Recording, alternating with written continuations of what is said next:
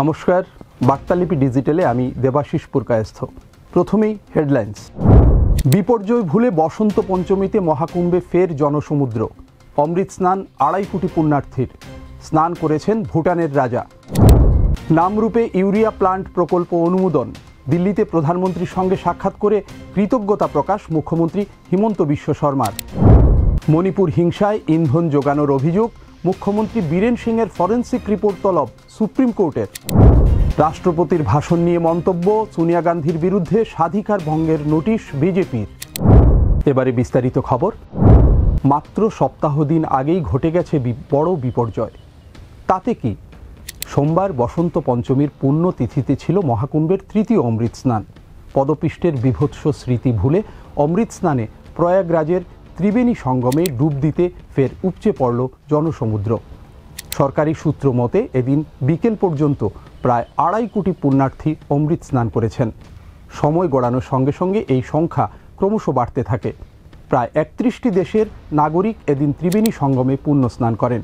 সোমবার অমৃত স্নান করেছেন ভুটানের রাজা জিগমে খেসর নামগিয়েল ওয়াংচুক। উল্লেখ্য, গত মঙ্গলবার মৌনী অমাবস্যায় অমৃত স্নানের দিন মহাকুম্ভে সংঘটিত পদপিষ্টের ঘটনায় কমপক্ষে 30 জন পুণ্যার্থী প্রাণ হারান। যদিও হতাহতের সংখ্যা নিয়ে উত্তরপ্রদেশ থেকে দিল্লির রাজনৈতিক আঙিনা সরগরম। তবে যোগী সরকারও গতদিনে সংঘটিত বিপর্যয় থেকে শিক্ষা নিয়ে এদিন বসন্ত পঞ্চমীর অমৃত স্নান নির্বিঘ্নে সম্পন্ন করতে কোমর কষে মাঠে নেমেছিল। যে কোনো ধরনের অপ্রীতিকর ঘটনা রুখতে গতকাল থেকেই মহাকুম্ভ নগরীতে কড়া বিধিনিষেধ জারি করা হয়েছিল। ছিল অতিরিক্ত নিরাপত্তা ব্যবস্থা। খোদ একাধিক মন্ত্রী আমলা সরেজমিনে থেকে পরিস্থিতির উপর নজরদারি করেছেন।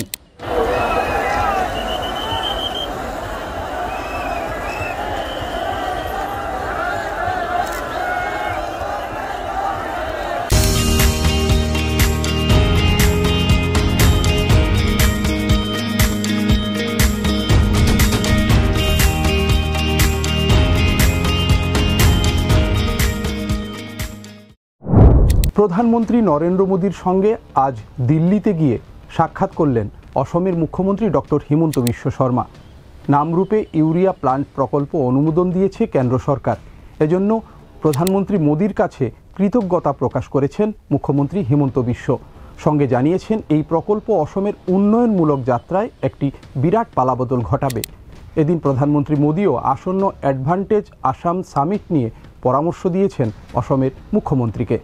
সেই সঙ্গে শুভেচ্ছা জানিয়েছেন মেগা ঝুমুর নাচ আয়োজনের জন্যে। এদিন প্রধানমন্ত্রী মোদীকে ফুলাম গামোছা দিয়েও সম্মাননা জানান মুখ্যমন্ত্রী। মুখ্যমন্ত্রী এন বীরেন সিংহের ইন্ধনেই মণিপুরে ভয়াবহ আকার নিয়েছিল জাতিগত হিংসা। এক ভাইরাল অডিও টেপকে কেন্দ্র করে এই জল্পনা চরম আকার নিতেই এবার পদক্ষেপ করল সুপ্রিম কোর্ট। সন্দেহজনক ওই অডিও টেপের ফরেন্সিক রিপোর্ট তলব করেছে শীর্ষ আদালত। উল্লেখ্য, 2023 সাল থেকে শুরু হওয়া এই হিংসায় এখনও পর্যন্ত 200 জনের বেশি মানুষের মৃত্যু হয়েছে।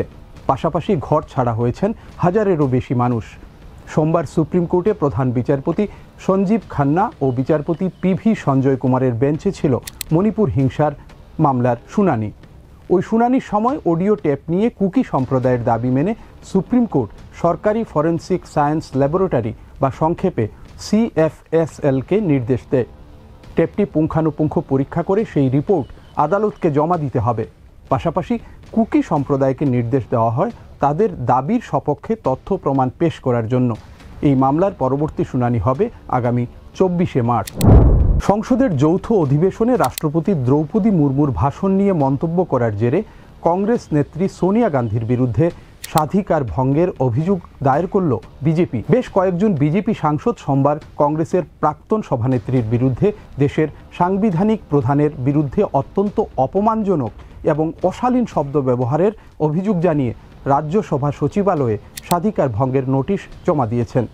তাদের মতে সোনিয়ার এমন মন্তব্য দেশের সর্বোচ্চ সংবিধান পদের মর্যাদা ক্ষুণ্ণ করার শামিল। উল্লেখ্য, শুক্রবার বাজেট অধিবেশনের শুরুতে সংসদের 2 সদনের যৌথ বৈঠকে ভাষণ দেন রাষ্ট্রপতি মুর্মু। এরপরই সংসদের বাইরে রাষ্ট্রপতির ভাষণ নিয়ে প্রতিক্রিয়া জানাতে গিয়ে প্রাক্তন কংগ্রেস সভানেত্রী ওকে খুব ক্লান্ত মনে হচ্ছিল, ভালো করে কথাও বলতে পারছিলেন না, বড় অসহায় মনে হচ্ছিল বলে বিতর্কিত মন্তব্য করেন। তার এই মন্তব্যের বিরুদ্ধে প্রধানমন্ত্রী নরেন্দ্র মোদী থেকে শুরু করে বিজেপির মন্ত্রী সাংসদরা সরব হন। এরপরই সোমবার সোনিয়া গান্ধীর বিরুদ্ধে স্বাধিকার ভঙ্গের এই নোটিশ জমা দিলেন বিজেপির সাংসদরা। राष्ट्रपति जी का पद ये बहुत ही देश के लिए महत्वपूर्ण पद है और इस संविधान का पद है, बड़ा पद है। और जब राष्ट्रपति जी का अभिभाषण हो गया उसके बाद कांग्रेस की नेता सोनिया गांधी जी ने जो टिप्पणी किया है, बेचारी राष्ट्रपति या पुअर राष्ट्रपति, ये अच्छी नहीं है। उतना ही हर एक नागरिक इसके बारे में सोचता है कि ऐसा क्यों बोले होंगे, because she is the one of the highest respectable lady राष्ट्रपति बोले तो उसके बारे में ऐसा नहीं बोलना था, हमें लगता है जो बीजेपी के माध्यम से जो प्रिविलेज मोशन किया है योग्य है।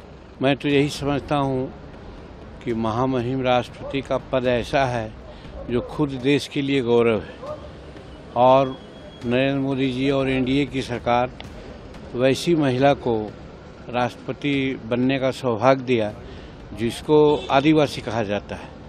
और उस आदिवासी महिला को अगर कोई टिप्पणी करे तो मैं समझता हूँ कि प्रिविलेज मोशन लाना बहुत उचित है। ऐसा समय বিধ্বংসী আগুনে পুড়ে ছাই একটি বাড়ি। সোমবার ভোর 4টে নাগাদ হাইলাকান্দি আলগাপুরের বড়নগদ গ্রামে এই অগ্নিকাণ্ড ঘটেছে। যার বাড়ি পুড়েছে তিনি ফকর উদ্দিন। এদিন আগুন লাগার পর স্থানীয় বাসিন্দারা নিয়ন্ত্রণের চেষ্টা চালালেও ব্যর্থ হন। পরে ঘটনাস্থলে পৌঁছয় আলগাপুর পুলিশ।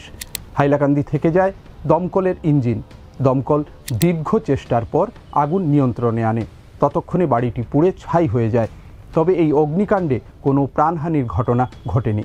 ওনার ঘর আজকে ভোর 3 ঘটিকার সময় আগুন ধরে, সিলিন্ডার বাস্ট হয়ে আগুন ধরে ঘরের ধান, আসবাবপত্র, কাপড় চোপড়, হাঁস মুরগি ইত্যাদি সর্বোচ্চ জলে ভস্মীভূত হয়ে গেছে। জেলা প্রশাসনের কাছে আমি দৃষ্টি আকর্ষণ করছি অবিলম্বে সেই জায়গা পরিদর্শন করে উপযুক্ত ব্যবস্থা নেবার জন্য। প্রাথমিক স্তর থেকে শিক্ষার মানদণ্ড যাচাইয়ে 4 থেকে 7 ফেব্রুয়ারি কাছাড় জেলায় আয়োজিত হচ্ছে গুণোৎসবের ষষ্ঠ সংস্করণ। জেলায় মোট 2175টি স্কুলে হতে চলেছে এই গুণোৎসব।